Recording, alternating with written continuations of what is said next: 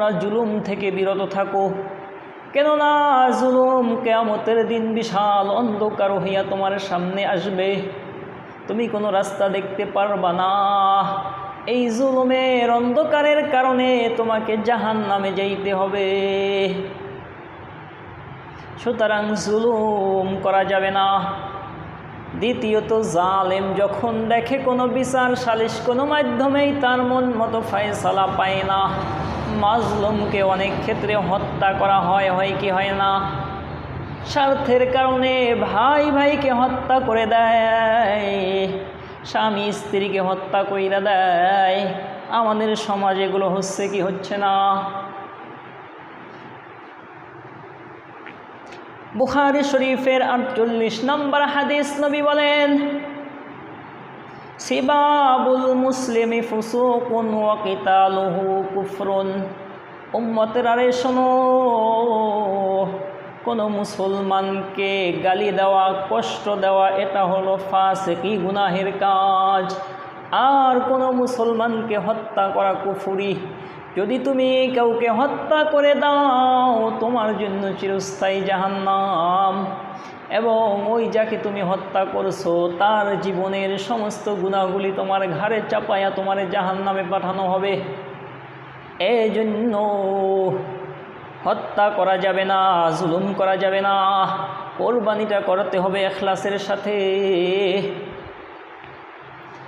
আর একটা শিক্ষা, যেটা প্রধান শিক্ষা, কাবিল হাবিলকে হত্যার মাধ্যমে পৃথিবীতে সর্বপ্রথম হত্যা শুরু হয়, নাফরমানি শুরু হয়, বিশৃঙ্খলা শুরু হয়। কিন্তু হত্যা, নাফরমানি, বিশৃঙ্খলা সর্বপ্রথম পৃথিবীতে সৃষ্টি হয় নারী কেন্দ্রিক। কাবিলের সাথে জন্মগ্রহণ করা নারীটা একটু সুশ্রী ছিল, ওই লোভে, এই মোহাব্বতে কাবিল হত্যাকারী জালিম হইয়া গেছে।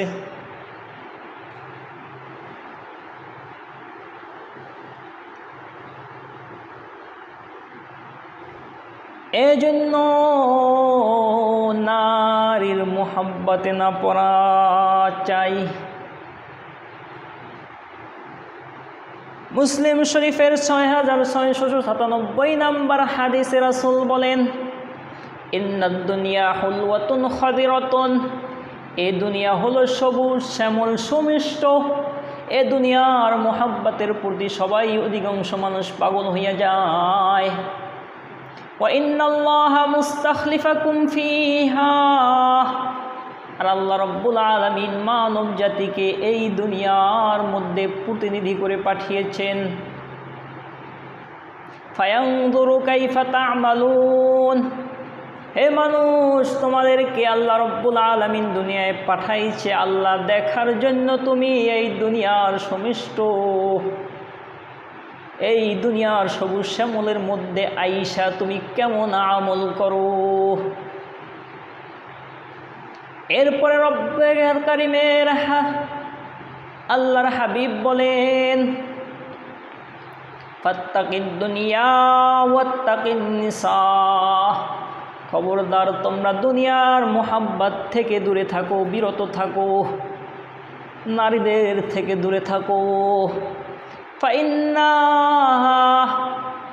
ফাইন্নান নিসা আউয়ালা ফিতনাতু বানি ইসরাঈল।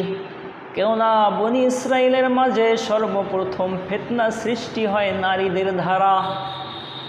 পৃথিবীর মধ্যে সর্বপ্রথম ফিতনা হয়, বিশৃঙ্খলা হয়, হত্যা হয় নারীর কারণে। বনি ইসরাইলের মধ্যে সর্বপ্রথম ফিতনা হয় নারীর কারণে। অন্য এক হাদিসে আল্লাহর হাবিব বলে গিয়েছেন, তারাকতু বাদি ফিতনাতান আশাদ্দু আই আযরু আলার রিজালি মিনান নিসা। আমার পরে আমার উম্মতের পুরুষদের জন্য নারীদের থেকে বড় কোনো ফিতনা আমি রাইখা যাইতেছি না। সুতরাং আমাদের জন্য সবচেয়ে বড় ফিতনা হলো নারীর ফিতনা। সুতরাং বেগানাদের থেকে খুবই সাবধান, সতর্ক, পরহেজ থাকা, বিরত থাকা চাই, নজরের হেফাজত করা চাই। নিজের ঘরের স্ত্রী হলেও তার ব্যাপারে খুব সতর্ক থাকা চাই, স্ত্রীর কারণে যাতে মা বাবার উপরে জুলুম না হয়। স্ত্রী তো বাঁকা চলবে, এটাই স্বাভাবিক। কেননা আল্লাহর হাবিব আল্লাহর হাবিব মুসলিম শরীফের 3513 নম্বর হাদিসে বলেন, ইন্নাল মারআতা কাদ্দিলাই, মহিলারা হলো তোমার পাঁজরের হাড়ের মতো বাঁকা।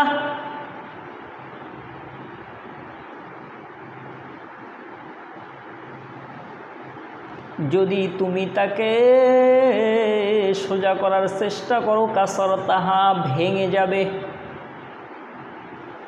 ওয়াইন তারাকাহা, আর যদি তার বাঁকা অবস্থায় ছেড়েই তারে শাসন দিয়া বুঝায়া ব্যবহার করো, ইস্তামতা'তা বিহা, তার দ্বারা অনেক কাজ করাইতে পারবা। সুতরাং নারী